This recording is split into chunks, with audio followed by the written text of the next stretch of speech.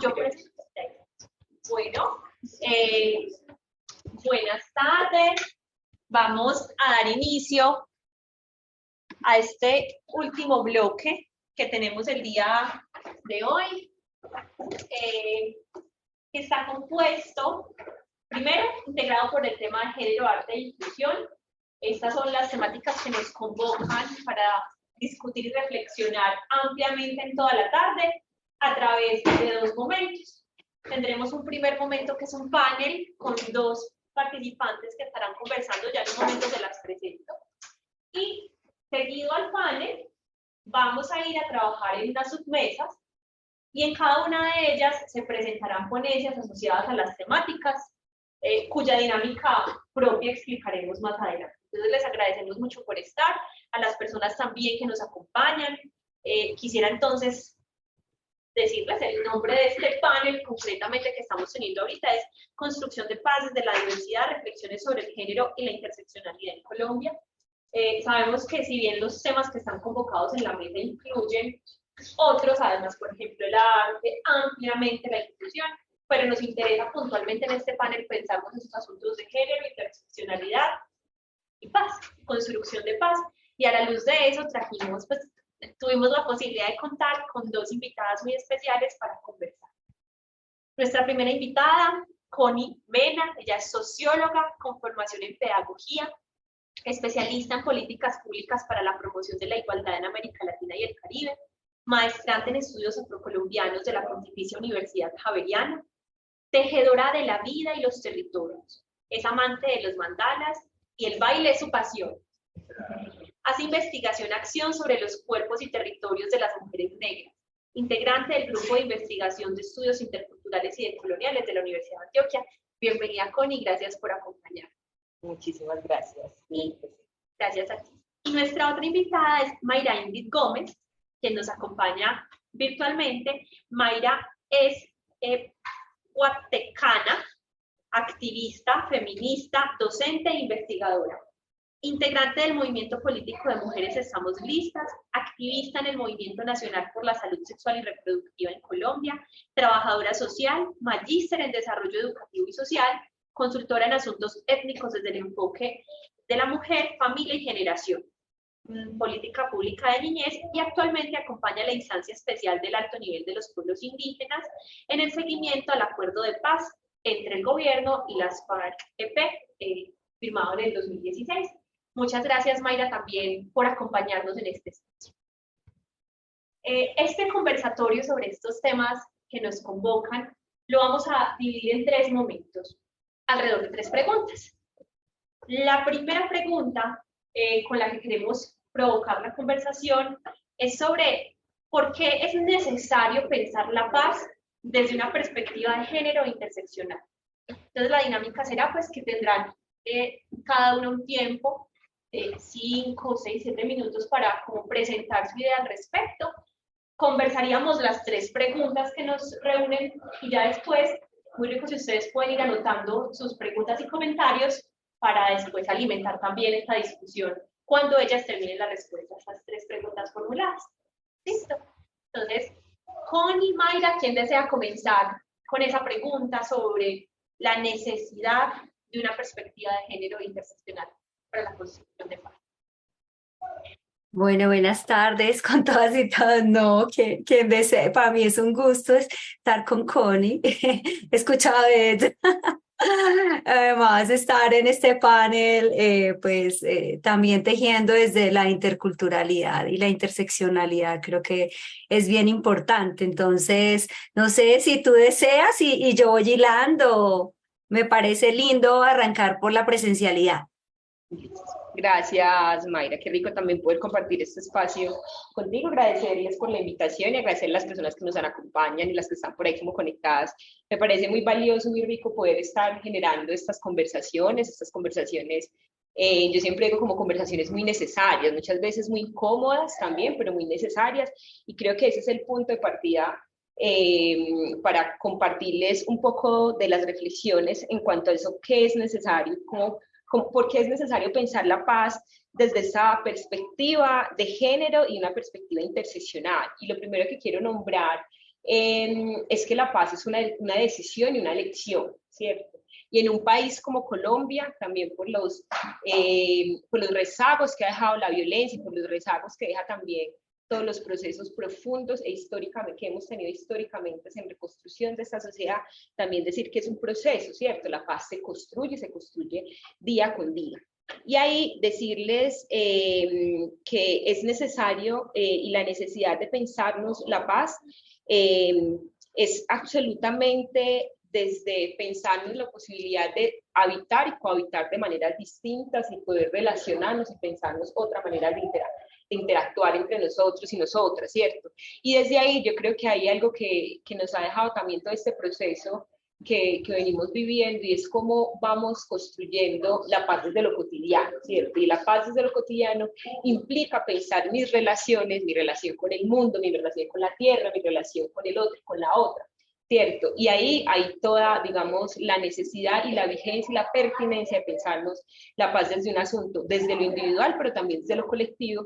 Y creo que ahí los procesos sociales, las organizaciones sociales, los movimientos, las mujeres, las juntanzas, este tipo de espacios, creo que nos han dado esa posibilidad de pensarnos en colectivo, ¿cierto? Que nos ha dado la posibilidad de pensarnos en colectivo y de encaminar cada una de las acciones que van desde los asuntos cotidianos, ¿cierto? Desde los asuntos cotidianos que nos permitan preguntarnos en esa manera, relacionarnos, pero también preguntarnos en esa manera cómo efectivamente vamos construyendo, tejiendo y entretejiendo relaciones más sanas, relaciones más amorosas con la tierra y con los territorios que habitamos, pues eso es lo que marca la diferencia y que desde ahí uno dice como, bueno, por eso es tan importante pensarnos otra manera de relacionarnos, por eso es tan importante pensarnos otra manera de reconstruir y otra manera de ser, ¿cierto? De ser en un territorio, en un país, en una ciudad, en un barrio, en una comuna que particularmente todos esos últimos años pues hay una historia de guerra que nos atraviesa, pero que ha modificado cada una de las maneras y de las maneras que tenemos de relacionarnos. Y otra cosa que quisiera mencionar que me parece tremendamente importante, y es que pensar en la perspectiva, de género, en perspectivas interseccionales, en perspectivas interculturales para el ejercicio de la construcción de paz, nos hace pensar en las maneras y en las lógicas que tenemos, que hemos construido esta visión del mundo y esta visión del mundo que ha sido construida bajo unos ejes y bajo unos paradigmas hegemónicos de poder que son tremendamente interesantes cuando nos atrevemos a pensarlo de manera diferente.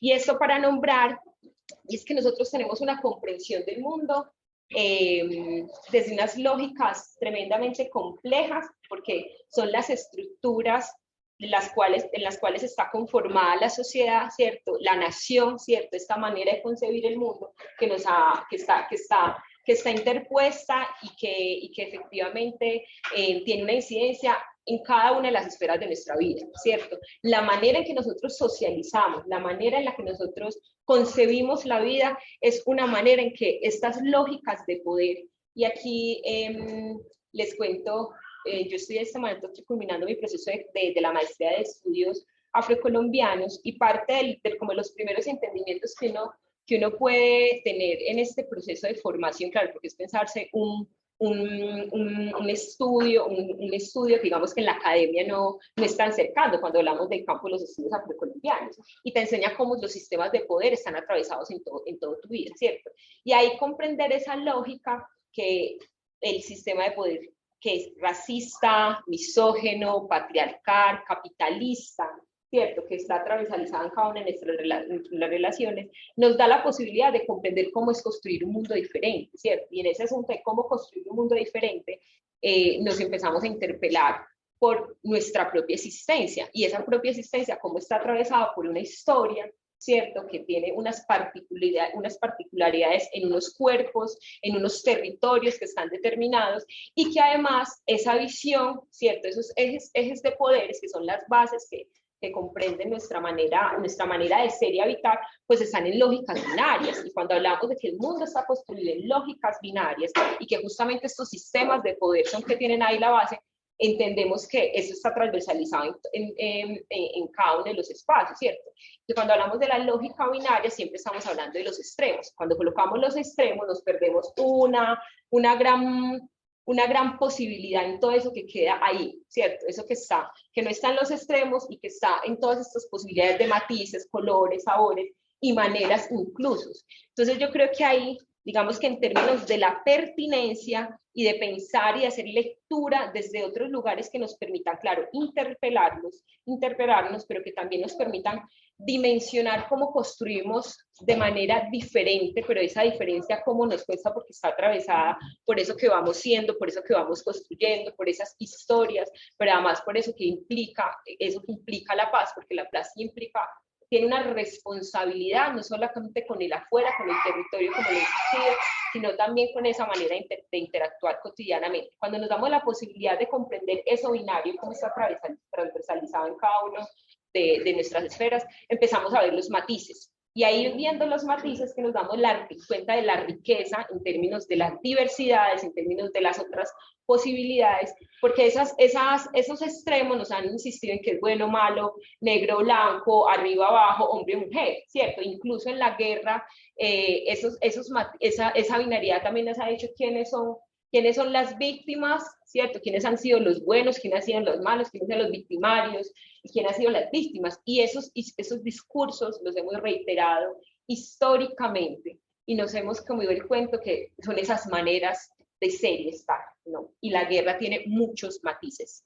La paz, para construir paz también hay un montón de matices. Y cuando nos atrevemos a ver esa posibilidad de matices y a reconocer entre esas diversidades, pero además entre esas particularidades de cada territorio, de cada subjetividad, cómo está construida, de cada manera de relacionarnos en los diferentes espacios, logramos ver y dimensionar la riqueza y la importancia efectivamente en escenarios como este y en escenarios posibles para la construcción de la paz. Es importante y pertinente verlos en diálogo. Creo que voy a dejar de ahí como las primeras provocaciones para que sea un diálogo también muy entretejido con mi compañera Mayra.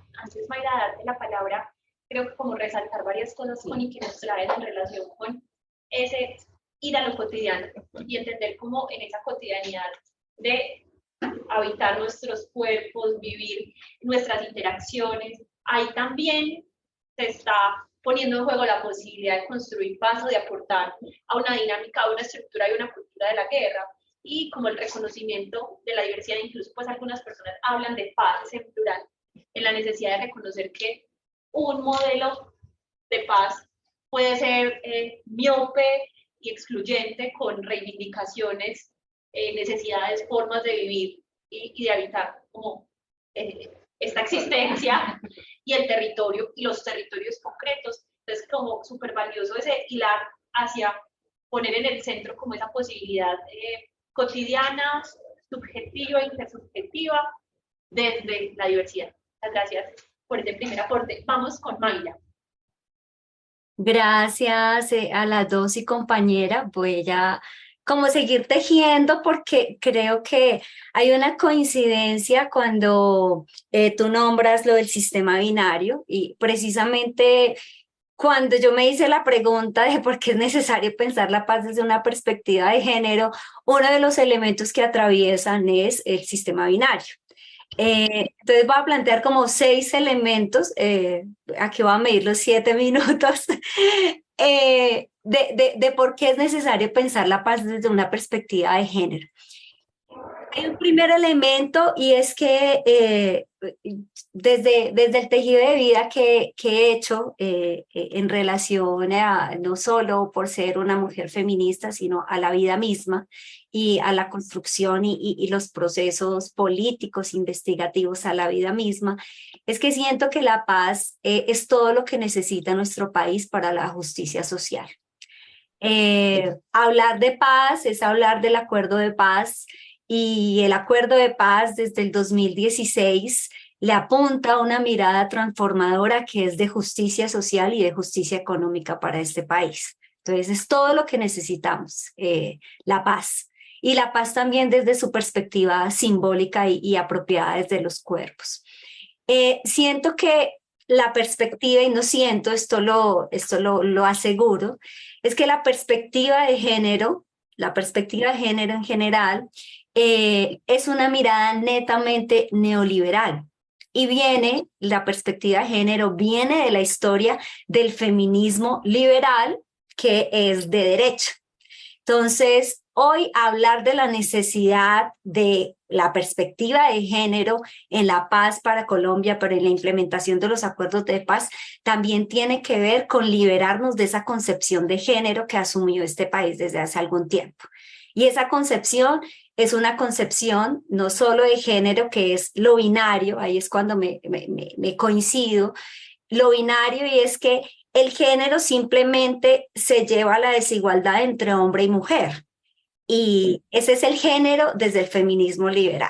El género es una concepción más amplia donde también están las diversidades, pero hablar de género también implica otros asuntos en transformaciones reales, no solo de la vida de las mujeres, sino del sistema patriarcal. Entonces, creo que hay un elemento muy importante. Y ahí voy a hacer como un paréntesis que puede dar cuenta mucho de esto, y es las mujeres étnicas, cuando participaron en los acuerdos de paz en La Habana, Cuba, en el 2016, y todo el tiempo que llevo esto, ellas participaron como víctimas, no como participantes que tenían opinión y decisión para el acuerdo de paz.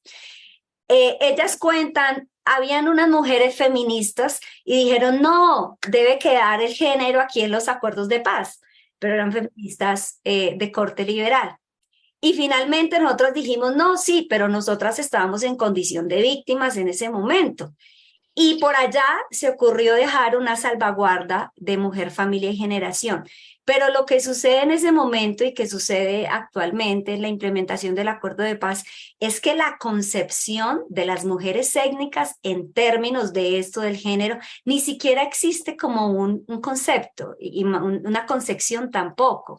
Y la perspectiva de las mujeres étnicas, hablo todas las mujeres negras, raizales, palenqueras, indígenas, es una perspectiva más amplia del territorio y de la vida que no parte simplemente en la desigualdad hombre y mujer, y que si el hombre participa, yo también participo. Es un poco ahí como para recrear.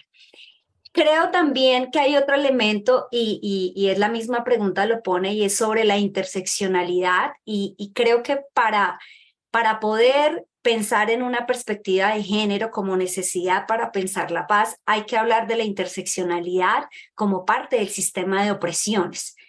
El sistema de opresión sobre nosotros, que somos la mayoría social, es el 99%, pero la opresión que es más específica y se enfatiza en los pueblos étnicos y en las diversidades sexuales, en los cuerpos distintos. Entonces, yo creo que hablar de esa perspectiva de género implica dejar atrás asuntos como el modelo familiarista, porque ahí también se habla de una perspectiva de género familiarista y el modelo de dominación sobre el cuerpo y el placer. O sea, la paz no se puede construir como una retórica de un plan marco de implementación o la paz simbólica, sino la paz también tiene que ver con las resistencias sobre las transformaciones que hacemos en las vidas, y eso tiene que ver con el cuerpo y el placer. Y repensar, hay que dejar de repensar el género como un sistema solo de desigualdad entre hombre y la mujer. Y creo que el último elemento que voy a añadir tiene que ver precisamente con el plan marco de implementación del acuerdo de paz. Tiene la perspectiva, tiene género, pero sucede que el género es un asunto que se asumió transversal para un proceso de planificación que se lleva a cabo, la implementación se lleva a cabo de indicadores. Y el género terminó siendo, en el plan marco de implementación de los acuerdos de paz, un clasificador. Entonces, creo que pensar la paz desde perspectiva de género tiene que habitar con que lo transversal no es nada, no es nada, lo es todo y lo es nada, y lo traigo casi que de mujeres, especialmente de Yurumangui, y que hablar de un clasificador donde hoy efectivamente en el seguimiento que se le hace al acuerdo de paz, pues las acciones o los indicadores no han revertido en un proceso en términos de género para para toda la diversidad, y específicamente para las mujeres étnicas han sido invisibilizadas en términos de la implementación del acuerdo. Entonces dejaría como esos 5 elementos que son un poco el aporte para seguir tejiendo. Bueno, creo que Mayra también te vas adelantando un poco a la segunda pregunta, lo que está muy bien, porque es como que el hilo de sentido nos va llegando, porque esa segunda pregunta sobre los retos para construir una paz sensible al género, pero también a la diversidad de desigualdades que atraviesan los cuerpos, particularmente de mujeres, pero en general de las personas en nuestro territorio, ¿cierto?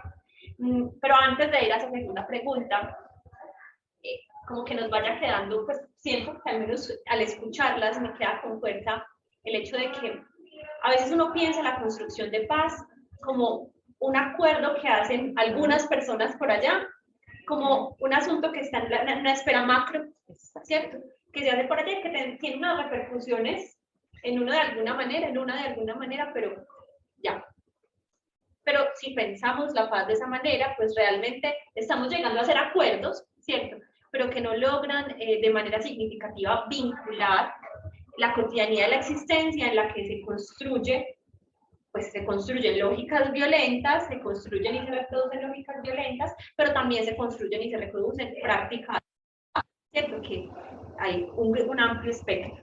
Entonces, pues que siento que además es muy feminista como de poder leer esto de que lo personal también es político y que en la cotidianidad de la interacción, de la vivencia, de las relaciones, del cuerpo, de la sexualidad, del placer, ahí también de la paz, ¿cierto? Y se teje la posibilidad de construir paz e implica como atender a una serie de dimensiones que rompan esa lógica binaria, que además lo que consigue es generizar y estratificar, poner una jerarquía estratificada en las cosas, no solamente entre los cuerpos en lógica binaria de hombres y mujeres, sino incluso entre la naturaleza y lo artificial, entonces la naturaleza como dominación, el territorio como algo que se domina y no que se comparte o cohabita con otros seres. Entonces hay muchas cosas que incluso implican un movimiento paradigmático muy profundo y un movimiento en nuestras sensibilidades. Entonces, pues construir paz es entonces un gran reto, no solo es un acuerdo, y no solo es un acuerdo de voluntades entre algunos actores, es mucho más que eso, ¿cierto? Entonces, a propósito de ello, ¿qué retos surgen en esa materia? Yo quisiera nombrar algo para que Mayra inicie con esta respuesta, cuando decías ahorita con eso que nos compartes, y es que hay que dejar de romantizar primero y de esencializar la paz. La paz es un asunto que nos vincula a todos y a todas, pero que además vincula el territorio y nos hace efectivamente eso de repensarnos otras realidades posibles y eso de construir a partir de eso subjetivo que voy siendo, que voy colocando, que me va permitiendo establecer, ¿cierto? Y poder fomentar las diferentes relaciones, ¿cierto? La paz es tangible, no es allá en el aire, en el abstracto, ¿cierto? La paz es tangible y es un proceso que implica desde lo individual, personal, con los y las niñas, pero también pensarnos como un conjunto, ¿cierto? Muchas gracias, Connie.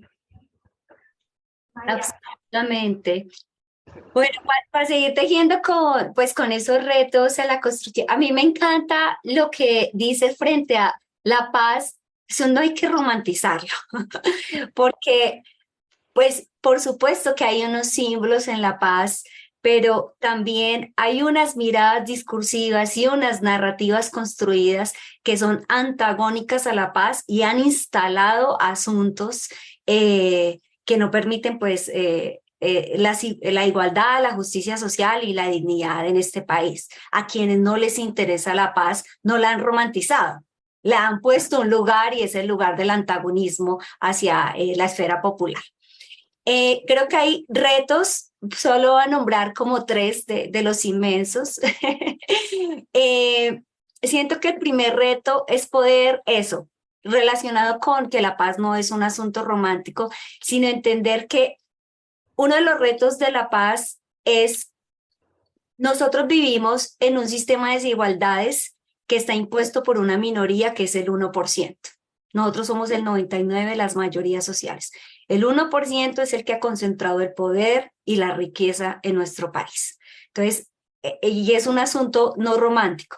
Y a ese 1%, no le ha importado poner en riesgo nuestra salud, nuestra vida, nuestro trabajo, y cuando hablo de nuestra salud, hablo de nuestra salud mental. Y a cambio de eso sí le ha importado un país que vive en vulneración y en precarización. Entonces, creo que uno de los retos es poder comprender eso, ese lugar antagónico que tenemos con otros, que son el 1%, que son la derecha, la ultraderecha, que no les importa la paz, no les importa. Y creo que ahí el reto es que hay que garantizar formas de reproducción de la vida y el cuidado de la vida en todo sentido. El cuidado, hablando desde la dimensión de cuidado, y el cuidado también en lo ambiental, porque cuidar lo ambiental es quitarle un poco a ese 1% que ha arremetido contra la tierra, contra lo que nos da agua. Y la acumulación y el acaparamiento de ese 1%, que es un reto de la paz y ese es un reto político. Siento que esa concentración de poder, de riqueza, ha hecho que la paz sea sensible al género, donde hay un aspecto, y es que uno de los retos de esta paz que construimos, que va más allá de los acuerdos de paz, de los indicadores de los 517, es que exista reconocimiento y redistribución del trabajo de cuidado. Y ahí está puesto el género y la sensibilidad frente a que sí, somos las mujeres, pues somos las mujeres las populares, somos las mujeres populares, las pobres y las vulnerables, las que sostenemos este sistema capitalista y que sostenemos lo que desea ese 1%. Cuando existe redistribución y reconocimiento al trabajo de cuidados, va a ser distinto porque ahí va a haber un tema de justicia económica. Hoy todas las mujeres, todas nos tenemos que levantar, no solo a hacer el desayuno, no sé qué, pero tenemos muchas mujeres amas de casa que no reciben ingresos por ello. Y ahí hay una desigualdad grandísima, grandísima, grandísima. Siento que el asunto de medidas redistributivas frente al trabajo de cuidado y a la reproducción social también significa, y eso hay mucho que ver en la reforma pensional, un sistema pensional y un sistema de jubilación adecuado en términos no sé si cerrar brechas, pero en términos de dar igualdad con esa redistribución económica. El otro reto que creo y tiene que ver con sensible al género es la tierra y la tenencia de la misma. Nosotros sabemos todo lo que ha implicado en el país la reforma rural integral. Entonces, poder concretar una reforma rural que incluya políticas económicas, sociales para el reconocimiento de desigualdades de género y que pongan en el centro el cuidado de la vida. Pero poder contar con una reforma rural con tierras para las mujeres. O sea, hoy las mujeres queremos tierras y hoy el país quiere tierras. Y eso tiene que ver con un elemento de redistribución del poder. Las tierras que hoy este país no tiene, las tienen concentradas los grandes gamonales, las familias, las 61 familias que dominan este país. Entonces, un reto que es sensible al género tiene que ver con la vida material para las mujeres. Cuando tengamos vida material, el sostenimiento de esa justicia social será distinta. Y el último que sí me parece muy, muy importante enunciarlo, tiene que ver con las violencias de género en los cuerpos de las mujeres y las diversidades sexuales. Y que no solo basta, no ha bastado con el movimiento feminista, no ha bastado con una ley 1257, no basta con eso, no ha bastado para que vivamos en un estado que es machista, pero además que hay una emergencia por feminicidios, casos como ellos. O sea, el cuerpo de las mujeres ha sido un detonante también de esta guerra. Entonces, creo que el reto en esa paz sensible al género es que deben haber reglamentaciones administrativas, deben haber modificaciones, porque hablar de acabar las violencias de género no implica solo la movilización, sino implica adecuar una arquitectura institucional que esté a favor de la vida de las mujeres. Y cuando una mujer esté bien, pues por supuesto que todos y todas estamos bien. Cierto. Gracias, Mayra. Creo que pues con eso que cierras como con la reivindicar ese derecho a vivir una vida libre de violencias es fundamental, ¿cierto? Poder habitar nuestros cuerpos, pero también habitar nuestros territorios, porque hemos sido despojadas, ¿cierto? Y de manera histórica de ambos, del control y del poder sobre ambos, ¿cierto? Tanto este cuerpo físico como el territorio, que a su vez la naturaleza viene feminizado, y esto implica tener la perspectiva a la hora de comprender, por ejemplo,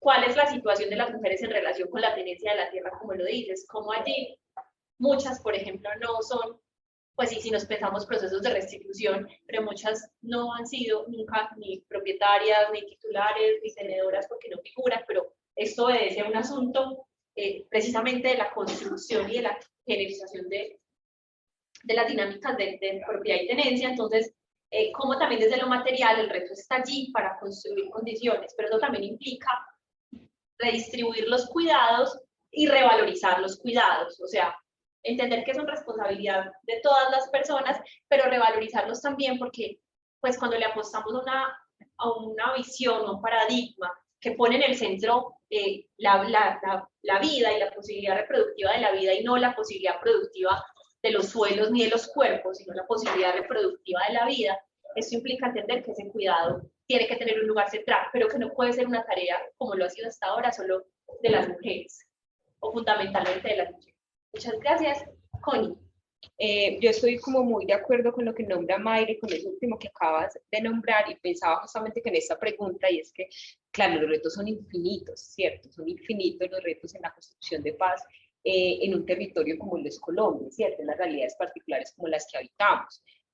Y justamente que hoy estemos dando este tipo de conversaciones y que hoy tengamos el gobierno que tenemos, ¿cierto? Que hoy estemos generando en los espacios públicos este tipo de conversaciones, también esto está hablando de que estamos, digamos que también materializando lo que han sido muchas de las reivindicaciones que históricamente las poblaciones más vulnerables se han venido pensando, se han venido dando. Y creo que ahí tenemos un reto grandísimo, grandísimo en poder dar continuidad a estas conversaciones, pero no únicamente quedarnos en las conversaciones. Yo creo que estamos en este momento. Yo tengo la posibilidad de acompañar también a algunos estudiantes y siempre les digo, o sea, piensen si esta conversación y esta clase, este espacio que tenemos, lo tendríamos hace 10 años, ¿cierto? ¿De qué se hablaba hace 10, hace 20 años? ¿Cierto? Porque hoy efectivamente la violencia es un tema que nos compete a todos, la construcción de paz nos está sentando en diferentes escenarios, de lo íntimo, de lo público, en la escuela, en la universidad, hablar, las violencias basadas en género nos está colocando a hablar, y eso de entrada es una ganancia, ¿cierto? Es una ganancia en términos de poder hoy hablar de esta infinidad de asuntos que nos transversalizan toda la vida. Y quiero nombrar 6 retos. Y voy a iniciar con uno que conecta mucho con lo que estabas colocando, Mayra, y es en términos de dar lugar y voz a las víctimas de violencias, de las diferentes violencias, ¿cierto? Porque también hay que reconocer que son múltiples las violencias que afrontan los cuerpos femeninos, ¿cierto? Los cuerpos femeninos, pero además los cuerpos femeninos racializados, pero los cuerpos femeninos y cuerpos femeninos racializados, empobrecidos, pero entonces los cuerpos en las periferias, en la ruralidad, ¿cierto? Es diferente las violencias que se enfrentan, ¿cierto? Quienes vivimos aquí en la ciudad, pero quienes estamos viviendo en la periferia o quienes estamos viviendo en los territorios más alejados, es diferente la manera en cómo afrontan la violencia y particularmente las violencias que esos cuerpos habitan, es muy diferente y es importante darles lugar. Y cuando hablo de dar lugar, no solamente desde ese lugar de víctimas, ¿cierto? Sino darles el lugar en términos de esa construcción de subjetividades que están ahí y que han sido transversalizadas y que han sido transversales por esa infinidad de expresiones de violencia, pero que sin embargo desde ahí se construye, se reconfigura. Yo no soy muy amiga del concepto de resiliencia, ¿cierto? Pero creo que hay un asunto ahí muy fuerte, como estos seres, ¿cierto? Estas humanidades se van reconstruyendo. Y que creo que es importante que les podamos dar ese lugar, ¿cierto? Y les podamos dar ese lugar como sociedad. Porque siento que también parte de estos ejercicios hemos hablado, quienes hoy podemos tener la voz y estar acompañándoles, ¿cierto? Hemos sido quienes hemos tenido la voz. Creo que un reto grandísimo es, bueno, desde esas subjetividades que han sido tremendamente aporreadas, ¿cierto?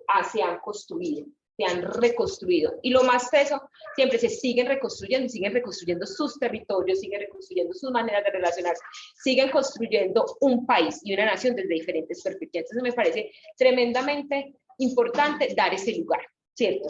Lo segundo que quiero nombrar, y es que me parece importante el ejercicio de poder cohabitar con la incomodidad y con lo que implica reconocer las violencias, ¿cierto? Y las violencias en el marco institucional, pero además las violencias desde reconocer que las instituciones, que son finalmente las bases y los horcones, cuando hablo de perspectiva de enfoque de no desarrollo, no hablo con las comunidades, hablo con los territorios desde los horcones. Los horcones son las bases que tienen las casas que se instauran en las riberas, ¿cierto? Entonces, los horcones de esta sociedad, ¿cierto? Y esta nación y estas lógicas de ciudad como están construidos, nos han permitido unas comunidades, ¿cierto? Y es importante que nosotros nos repensemos y habitar esa incomodidad. Cuando hablo de cohabitar con esa incomodidad, es que también reconozcamos no solamente el ejercicio de nuestros privilegios, sino también desde la posibilidad que hemos construido, porque esta manera en que nos hemos construido es una lógica también absolutamente occidentalizada, ¿cierto? Que también tiene unos rezagos ahí que hemos naturalizado y que nos cuesta muchísimo desprender. Entonces, claro, cuando vemos el otro y a la otra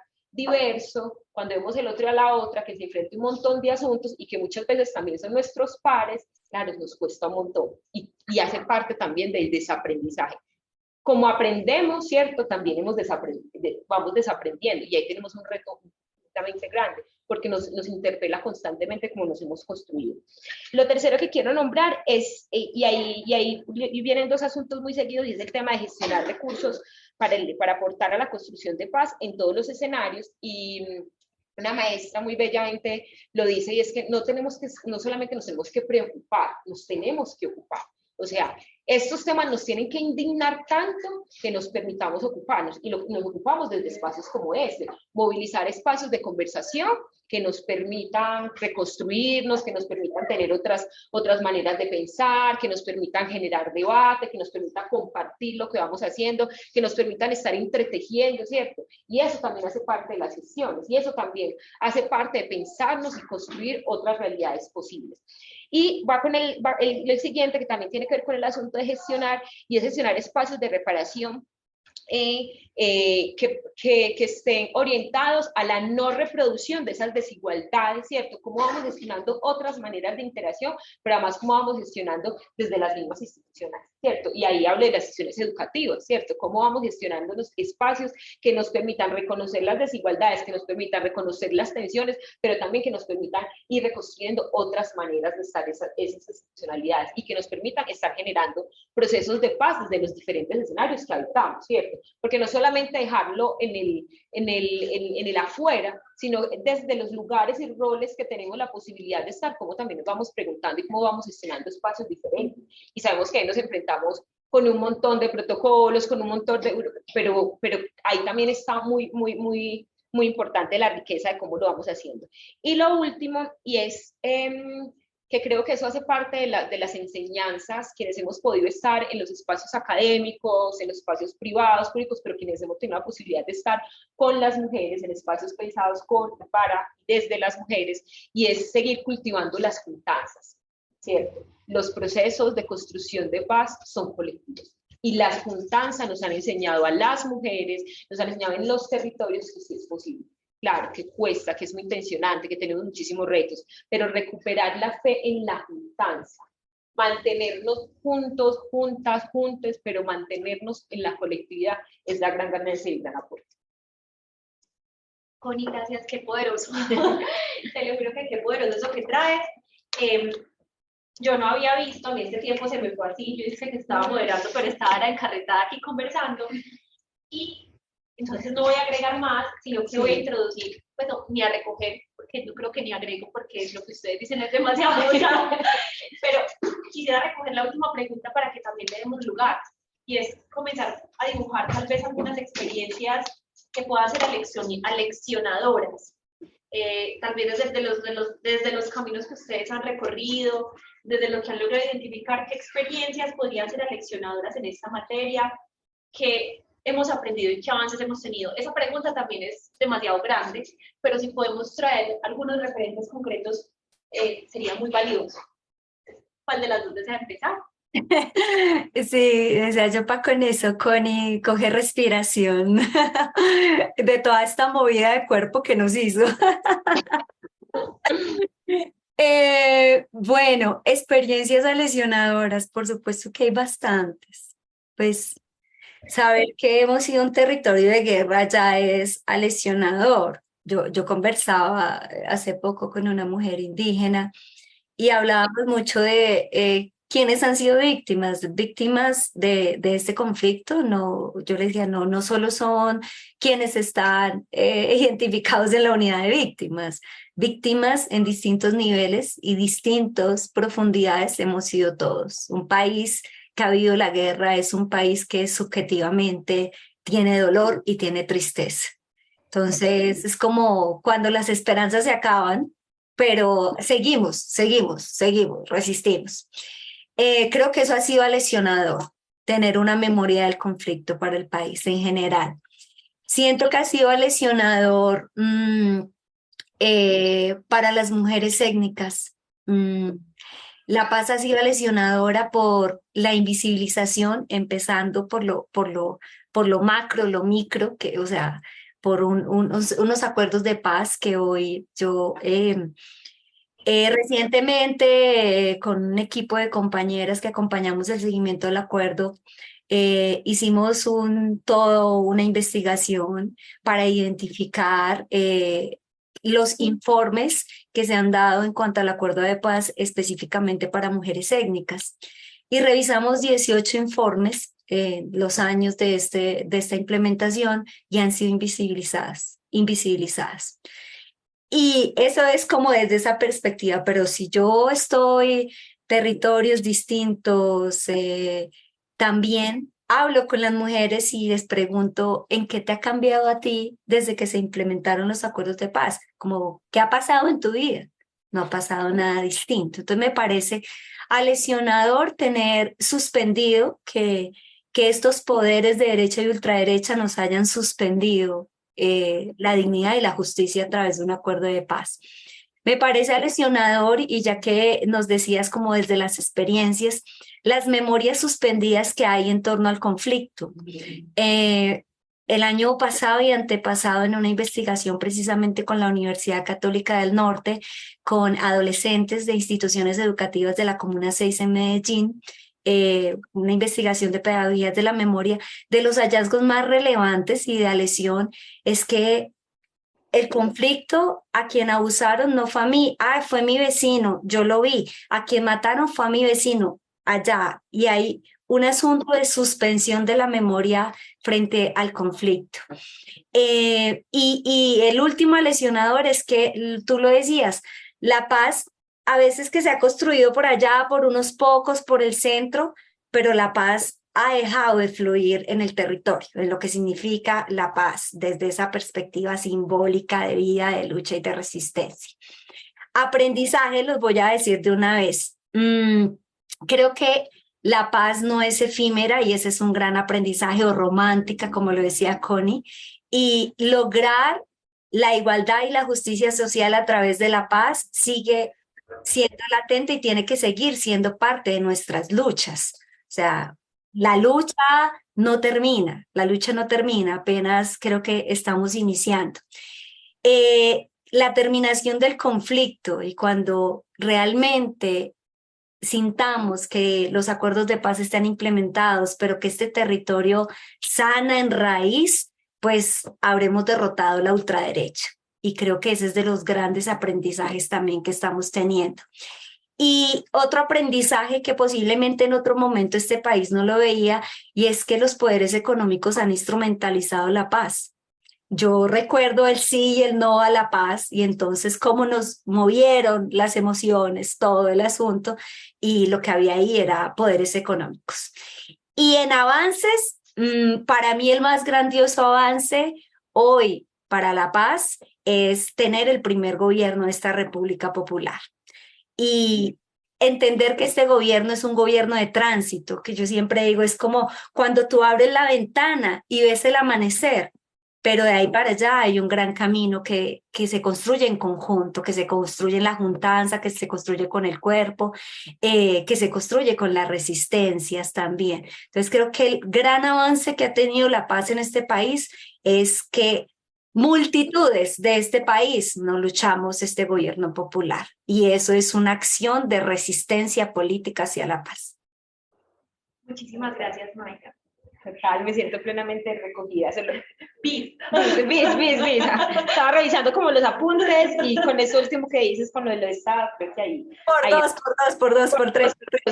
Totalmente conectadas. Y yo quisiera, antes de como dar la palabra para que podamos generar la conversación, parte de las lecciones más importantes en ejercicios de construcción de paz, y es que hemos aprendido desde el feminismo, y es que lo personal es político, pero cuando uno hace consciente que somos cuerpos construidos para construir paz, ¿cierto? Cuando hablamos de paz territorial, pero esa paz territorial, ¿cómo pasa por este primer territorio que habito, que es la cuerpa, ¿cierto? Entendemos también que hay unas maneras de pensarnos y de ser, ¿cierto? Y que creo que es tremendamente importante como subjetividades que nos vamos construyendo, darle ese lugar. Y algo que ha sido algo que también ha reiterado los espacios colectivos y de pensarnos la juntanza, y esa juntanza de cara al cuidado, ¿cierto? Y el cuidado es tremendamente lesionador cuando lo pensamos de manera colectiva, pero además lo pensamos en esta magnitud que implica construir nación, que implica construir país. Yo creo que eso es tremendamente lesionador y tremendamente esperanzador. Muchísimas gracias, Connie Mayra. Quisiera entonces que estos últimos minuticos, unos 10 minutos, nos permitiéramos conversar. Yo voy a entrar a la transmisión para mirar si hay algunas preguntas. Saben que allí también pueden ponerlas. Y mientras tanto les escucho preguntas, comentarios, sentires que se nos mueven también con estas palabras de estas dos mujeres. Diana. Yo hoy tenía una clase donde estaban hablando de las mujeres chico, que son hindúes, y que ellas en los años 70 protegían los árboles de la India, porque digamos que podían talar todos los árboles. Entonces, lo que hicieron las mujeres era, chico, es abrazar, estaba buscando por los días de movimiento, de desobediencia civil y de resistencia, y era las mujeres cuidando la naturaleza, ¿sí? Entonces, un poco cuando ustedes hablaban en relación con también, ¿no? La paz también vincula, pues, casi la naturaleza y la relación de los seres humanos, pero ahí también el papel de la mujer en ese cuidado, y que desde que nacen, por ejemplo, los técnicos gimnasiables, desde que nacen tienen una relación con la naturaleza, y bueno, hombres y mujeres, ¿no? Sí, pero la mujer es la que lleva ese saber, ¿no? Entonces, me parecía muy hermoso porque a veces se invisibiliza todo esto que se da en el cuidado de la mujer con la naturaleza y estas experiencias. ¿Sí? O sea, yo decía, una experiencia de mujeres en los años 70 que para la época no lo creamos. ¿Sí? Y hoy en Colombia hay muchas experiencias también, ¿sí? Que, como decía Mayra, se han invisibilizado desde los acuerdos, ¿cierto? Y que pueden aportar, o sea, pueden aportar a la construcción de paz en el tema ambiental, en el tema económico, familiar, ¿sí? Pero que no se conocen las experiencias. Entonces, ¿cómo hacer también parte de estos espacios para que se sigan conociendo esas experiencias? Y ahí el papel de la academia, ¿no? O sea, ¿cómo hacemos para que, en verdad, ponemos esas experiencias de mujeres que vienen generando muchos procesos y que les conocemos? Yo puedo decir algo en relación con esto último que te Diana, y es que justo lo estábamos hablando con yo antes de dar inicio al espacio, y es que la academia, por ejemplo, que tiene un papel importante en términos de poder poner la lupa sobre realidades, poder ayudar a comprender y develar mecanismos, poder ayudar a acompañar a construir alternativas, pues también tenemos muchas miopías.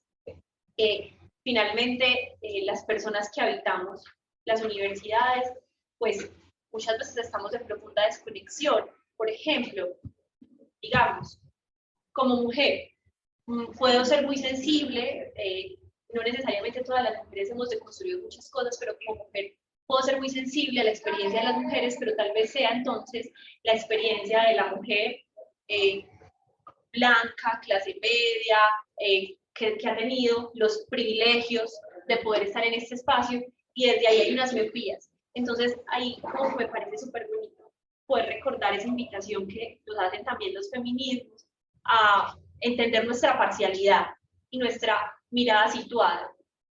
Poder leer la propia mirada situada, o sea, cuál es el sitio desde el que yo leo, veo el mundo, entender que es un sitio parcial y que entonces necesitamos acercarnos, construir puentes, y ahí vienen unos retos importantes. Retos, por ejemplo, en materia de accesos. Cómo hacer que otras mujeres, pero no solamente mujeres, también otros cuerpos, por ejemplo, el de las personas disidentes del sexo y de género, del sistema sexo-género heteronormativo, cuando comienzan a habitar esos espacios, qué lecciones también construyen desde sus miradas, pero entonces cómo la universidad llega sin colonizar, sin una lógica colonizadora, a comunidades étnicas como en nuestro contexto las comunidades indígenas. Entonces hay un montón de retos concretamente para la educación superior que implican pues que partamos primero de la parcialidad, de entender que con facilidad podemos hacer ejercicios colonizadores, y entonces desde ahí, desde ese rol ético, interpelarnos también y comenzar a proponer acciones desde la investigación, desde la docencia, desde la extensión. Mira que yo te quiero complementar ahí para ver si doy un poco respuesta a tu pregunta, y es que parte del reto y lo importante de llevar justamente este tipo de ejercicios y este tipo de reflexiones en la academia, y es que tenemos un lugar desde la investigación muy valioso, ¿cierto? Pero también en ese asunto de poder un poco equiparar y de poder pero sin materializar cómo se vamos transformando y cómo vamos aportando a la histórica desigualdad epistémica que vivimos en las universidades. Tenemos un montón de miopías, pero también tenemos la posibilidad de poder llevar y poder complejizar, ¿cierto? Poder complejizar en términos de preguntémonos cuáles son esos referentes en términos epistémicos, cuáles son los referentes que nosotras y nosotros estamos estudiando, y cuáles son esas realidades que nos estamos atreviendo a llevar a la academia, pero la academia también para construir, ¿cierto? Y ahí contarles, por ejemplo, que yo en mi ejercicio de maestría justamente hice un análisis de juntanzas de mujeres negras en la construcción de ciudad aquí en Medellín, y fue tremendamente interesante darme cuenta que las mujeres negras hoy aquí en la ciudad de Medellín no solamente están construyendo y pensando en esa ciudad a través de los procesos artísticos y culturales, claro, hay mujeres que estamos bailando, que hacemos culturalmente un montón de asuntos, y que de ahí le estamos proponiendo a la gente un montón de propuestas, pero también hay mujeres que están haciendo escuela ancestral para recuperar esos saberes, pero además no solamente recuperarlos, sino para colocarlos en colectivo y dar la posibilidad de pensar y volver todos a la raíz, como hace la Red Cambirí. Es un espacio tremendamente valioso y bonito, y lo interesante es llevarlo a la academia, y lo interesante es proponérselo a una universidad privada, a una universidad que venga, cómo nos pensamos, cuáles son los aportes en ese ejercicio de construcción. Nos ha permitido hablar de paz territorial, nos ha permitido hablar de enfoque en desarrollo, nos ha permitido hacerle preguntas al enfoque interseccional y reconocer que así como están las Matambas, está el colectivo Huivas, que son colectivos académicos que se están pensando otras maneras de cohabitar en las aulas universitarias, y que están haciendo un ejercicio tremendamente valioso en la construcción del protocolo de prevención de violencias basadas en género, pero violencias contra mujeres racializadas, ¿cierto? Y todas esas sumatorias de esas voces que estamos encontrando de mujeres y procesos que están en la ciudad, reconocerlos y llevarlos a la universidad para privatizarlos, para generar conversaciones, para establecer tejidos, es tremendamente rico. Creo que ahí también hay una potencialidad de seguir justamente potencializando esos espacios y que sea un diálogo permanente y constante. Creo que ahí está la clave para seguir sumando. No sé si alguien quiere decir algo más.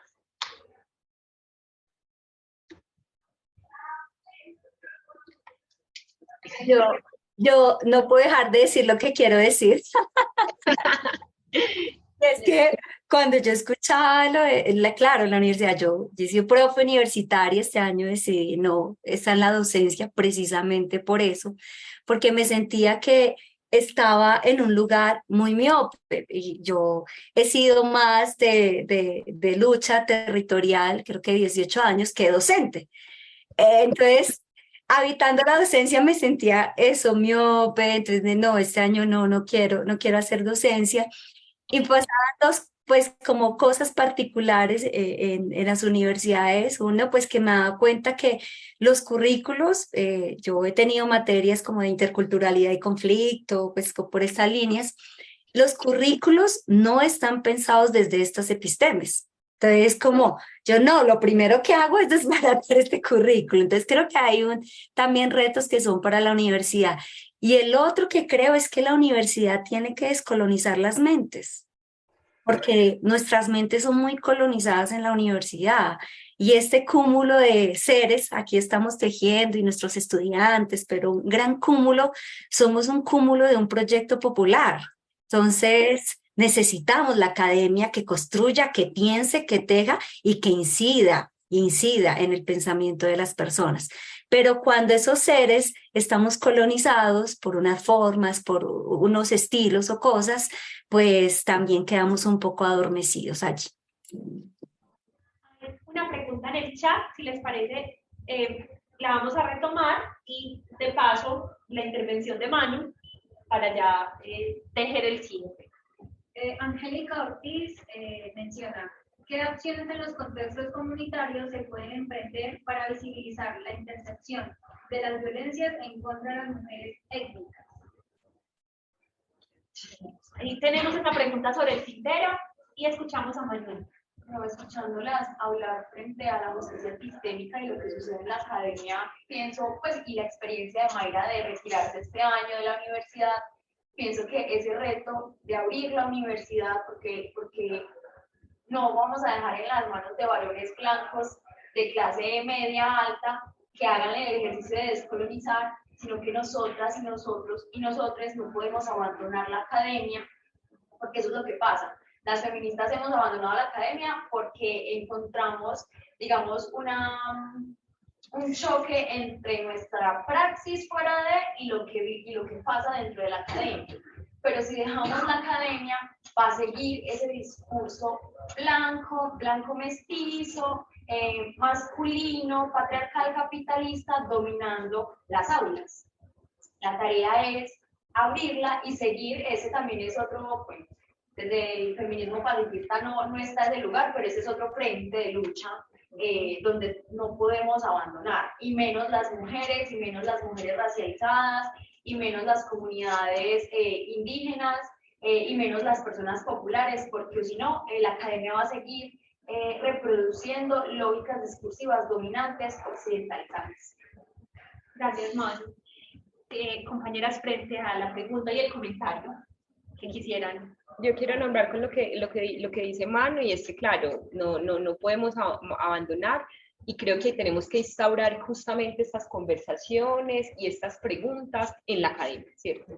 A mí me parece que también también es una manera como de irnos cuidando, ¿cierto? Hay que instalar la conversación al interior de la academia, con las incomodidades que eso genere, pero también con los retos que tenemos ahí, porque también hay que entender, como le decía Mayra, claro, es que no es una lógica, la academia no está pensada en una lógica para que estemos las mujeres, ¿cierto? Entonces ahí, claro, desde el currículo, desde la manera de relacionamiento, desde los egos que también, con todo lo que nos cuesta a las mujeres hacer, ¿cierto? Hacer teoría, con todo lo que nos cuesta habitar esos espacios, pero también como cuando estamos ahí en esos escenarios, vamos casi que vamos replicando, ¿cierto? Yo creo que también es al inverso, cómo replicamos esas otras maneras de poder que hemos aprendido con lo colectivo, con lo comunitario, con lo social, cómo lo vamos replicando al interior de la academia. Claro que nos cuesta, claro que tenemos una infinidad de retos, pero creo que también funciona al inverso, funciona también, porque creo que desde adentro también se van haciendo grietas y también se van construyendo otras narrativas y se van viviendo otras experiencias con todo lo que implica. Y yo creo que ahí siempre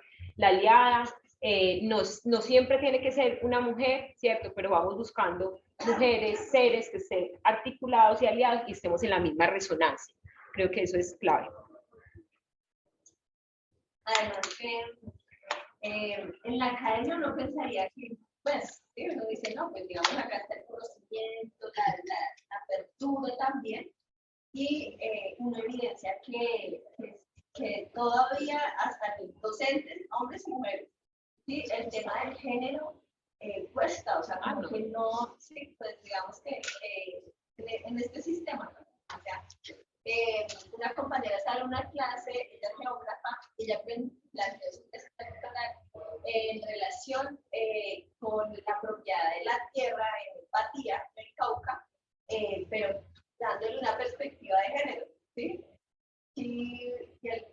profesor le dijo, pero ¿para qué me dices el género? O sea, ¿qué género no va ahí? Eso ha sido culturalmente, o sea, la tierra ya se sabe que siempre ha sido de los hombres, ¿sí? Entonces, no, o sea, eso no quería que la compañera vinculara el tema de género, porque ya era, o sea, eso es cultural, decían, ¿sí? Entonces ahí, pues, yo no es que sepa mucho de género, y ella como que no sé si se sintió sin bases, y yo le decía, pero ahí se está diciendo, el género es una construcción cultural, ¿sí? Entonces yo le peleaba un poco al profesor porque a imponer, diciéndole que no, eso era culturalmente, siempre había sido propiedad del hombre para investigar y darle una perspectiva de género. Sí, ella era mujer afro también y decía, no, pero es que eso no debe ser así, ¿sí? Entonces, ahí como que se da también en la universidad, y que creo que el papel que decía la compañera, que sí también debemos peleando en estos espacios, debemos estar, ¿no?